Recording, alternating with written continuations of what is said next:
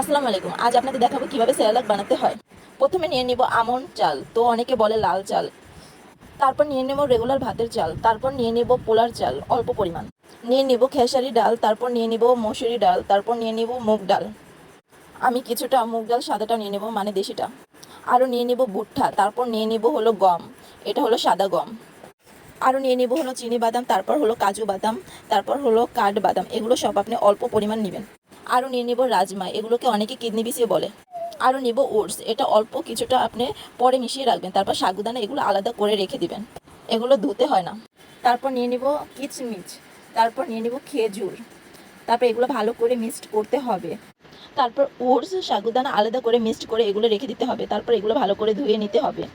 তারপর এগুলো ছেঁকে শুকিয়ে নিতে হবে। আপনি চাইলে ফ্যানের বাতাসে শুকাতে পারেন, রোদেও শুকাতে পারেন।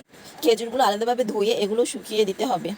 কয়েক ঘন্টা শুকানোর পর এগুলো আলাদাভাবে ভেজে নিতে হবে। তারপর ওর সাগুদানা মিক্সড করাগুলো ভালো করে দিয়ে এগুলো মিক্সড করতে হবে। এগুলো এখন গুঁড়ো করা হবে। গুঁড়ো করার পর এগুলো এখন রোদে দিতে হবে। এভাবে আপনি 1 মাস রাখতে পারেন। এই যে হয়ে গেল মিক্সড সেরেলাক পাউডার। আল্লাহ হাফেজ।